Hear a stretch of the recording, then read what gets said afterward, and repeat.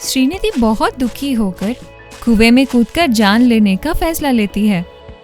वो कुएं के पास जाके खड़ी रहती है। पर मैं क्यों मर जाऊं? मैं मर गई तो मैंने ही गलती किया ऐसे मेरे पति सोच लेगा। मैं वैसे होने नहीं दूंगी।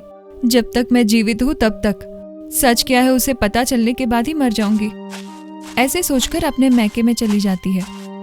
श्रीनिधि दरवाजा खड़खड़ाती है। पापा, सौंदर्या, दरवाजा खोलो, ऐसे उन्हें बुलाती रहती है।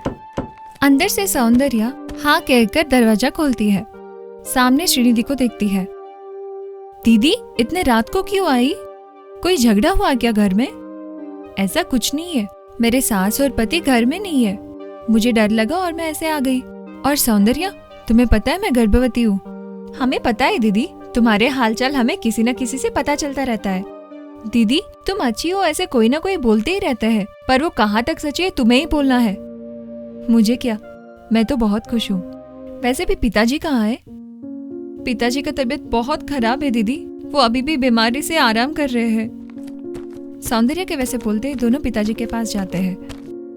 पापा, ये बात तुमने मुझे क्यों नहीं बताया? शादी करवाने के बाद रिश्ता खत्म हो गया समझ गए क्या? वैसा कुछ नहीं है बेटा, तुम्हारे सासू कैसी है पता है ना। शादी के बहुत दिन बाद तुम घर आई हो, देख के ही पता चल रहा है ना। वो सुनकर वो बहुत दुखी होती है। ऐसे दिन बीतते जाते हैं। सौंदर्या के पिताजी मर जाता है। सौंदर्या और श्रीनिधि पिता के ना होने पे बहुत दुखी हो जाते हैं। सौंदर्या, अब पिताजी नहीं रहे, तुम्हारे शादी का जिम्मेदारी पूरा मेरा ही है। तुम भी जल्दी शादी कर लो ना। दीदी, मुझे शादी करना पसंद नहीं है। क्यों सौंदर्या, तुम अभी भी उससे प्यार करती हो ना? दीदी, क्या बात कर रही हो? मैं उससे क्यों प्यार करूंगी? तुम जो बोल रही हो मुझे समझ नहीं रहा है। अभी भी छुपाने का कोशिश मत करो। तुम्हारी सहेली प्रिया ने मुझे सब बताया है। मेरे लिए तुमने उससे प्यार करने के बाद को उसे बिना बताए ही कुर्बान कर दिया। दीदी, ये बात सच है कि मैंने जीजाजी से प्यार किया था, पर आप दोनों के बीच में आना सही नहीं लगा और मैं शांत हो गई थी। ऐसे दुखी होती है और वो उसे मनाती है। और हर दिन श्रीनिधि अपने डायरी में कुछ लिखती रहती है। वो देखकर सौंदर्या ऐसे बोलती है। दीदी, तुमने डायरी लिखना तो पूरा बंद किया था ना, अभी फिर से क्यों लिख रही हो? क्योंकि इसे लिखना अभी बहुत जरूरी है। तुम जाके सो जाओ, मैं इसे खत्म करके आती हूँ। सौंदर्या हाँ कह के वहां से जाके विश्राम करती है। कुछ वक्त बाद श्रीनिधि को दर्द आना शुरू हो जाता है और वो जोर से चिल्लाने लगती है। वो सुनकर सौंदर्या नींद से उठ जाती है। दीदी, क्या हुआ? ऐसे घबराती रहती है। उसको दर्द आ रहा है ये बात सौंदर्या समझ लेती है। वो जाकर किसी से मदद मांगने के लिए घर से बाहर जाती है। उसके वैसे जाते ही श्रीनिधि जोर से चिल्लाते हुए बच्चे को जन्म देती है। बच्चे के रोने की आवाज से सौंदर्या तुरंत वापस आ जाती है। सौंदर्या, मुझे तुमसे कुछ कहना है। मुझे समझ रहा है कि मेरा वक्त अब ज्यादा नहीं रही है। मैं अपने ससुराल में बिल्कुल खुश नहीं हूँ। वो सारी बातें मैंने अपनी डायरी में लिख के रखा है और ये मेरा बच्चा अब से तुम्हारे बेटे के समान है। तुम्हें मेरे जैसे बनना होगा। श्रीनिधि और मरने वाली है। ऐसे कहकर श्रीनिधि मर जाती है। सौंदर्या बच्चे को लेके फुट फुट कर रोती है और वो डायरी को खोल के पढ़ने लगती है। उस डायरी में उसकी दीदी ने लिखा हुआ सारी बात पढ़ती है। वो सब पढ़ के बहुत दुखी होती है और वो अपने आप में ऐसे सोचती है, दीदी पे आए हुए दाग निकालना होगा। ऐसे उस बच्चे को एक आश्रम में रखकर उस चोर के लिए खोजना शुरू कर देती है। वैसे दिन बीत जाते हैं। उसके बहुत ढूंढने पर भी वो चोर पता नहीं चलता है। वो एक दिन अकेली बैठ के रोती रहती है। दीदी, मैंने बहुत कोशिश किया है दीदी, पर समझ नहीं पाई वो चोर कौन है। मैं क्या करूं दीदी, बताओ। ऐसे बहुत रोती रहती है सौंदर्या। तभी वो चोर शराब पीकर जोर जोर से चिल्लाते हुए आता है। उसे देखकर सौंदर्या नजदीक जाने लगती है। देखो भैया, तुम एक हफ्ते पहले किसी के घर गए हैं क्या? वहाँ पर एक लड़की ने तुमसे मदद मांगा है और कुछ बोला है। उसके सासू माँ ने तुम्हें खुद अपने आप भेजा है वहाँ पर? ऐसे उस चोर से पूछती है सौंदर्या। हाँ, उस अच्छे से लड़की को बलात्कार करने के लिए उसके सास ने ही मुझे भेजा था। बेचारी वो लड़की अच्छी थी। मैंने बहुत बड़ी गलती किया है। उस लड़की को घर से भेज दिया उसके सास ने। मेरे वजह से एक परिवार टूट गया है।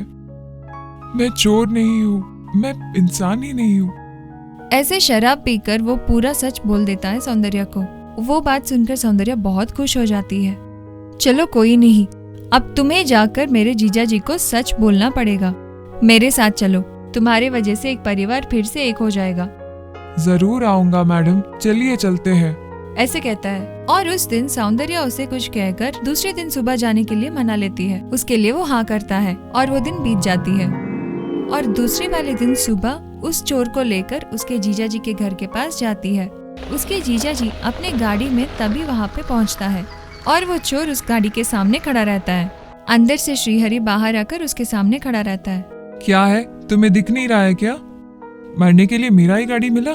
ऐसे श्रीहरि कहता है। तब वो चोर ऐसे जवाब देता है, नहीं बेटा, जरा मेरे बात तो सुनो। ऐसे कहता है।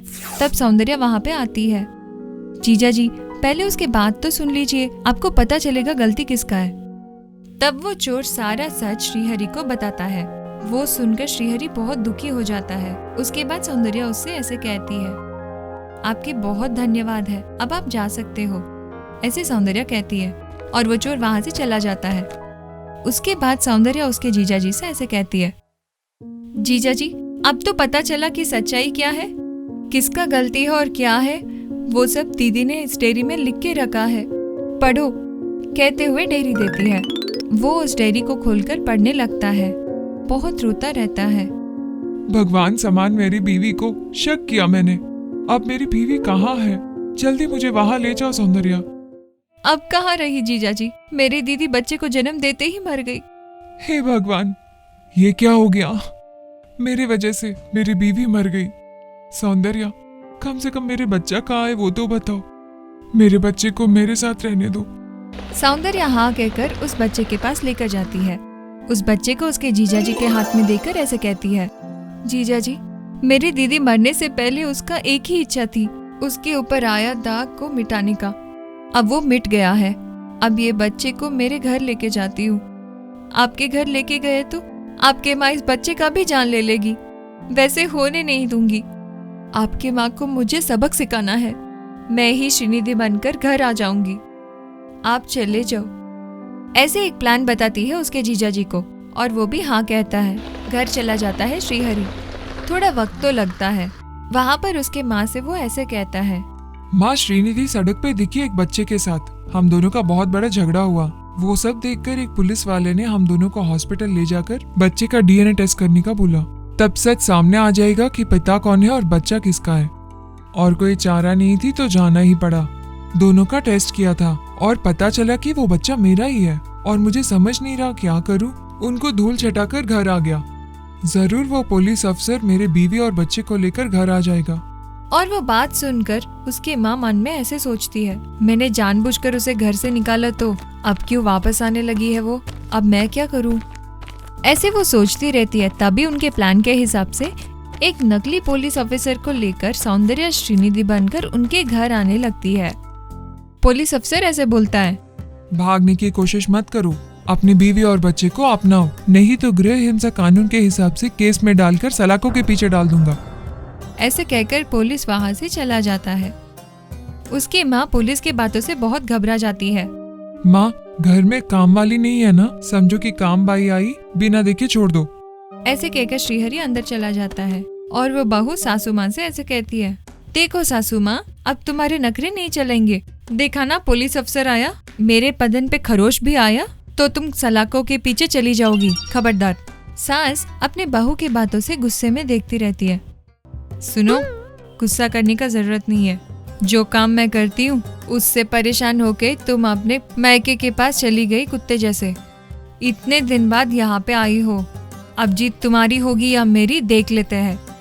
ऐसे कहकर वो भी वहाँ से अंदर चली जाती है और सौंदर्या मन ही मन ऐसे सोचने लगती है, सासू माँ, परेशिया सहने के लिए मैं श्रीनिधि नहीं हूँ। बेवजह तुम्हारे वजह से मेरे बहन मार गई है। अब तुमसे बदला लेने के लिए आई है ये सौंदर्या। देखते हैं किसका जीत होगा। तुम्हारे मुंह से ही सच उगलवा के रहूंगी। तुम्हारे बेटा, वैसे ही ये सारे शहर के लोगों को पता चलना चाहिए तुम्हारे बारे में। मेरे दीदी पे फैलाए हुए अफवाहों को मैं ही दूर करूंगी। ऐसे सौंदर्या सोचती है। अब सौंदर्या इसके आगे क्या करेगी, ये हम आगे वाले भाग में देखेंगे।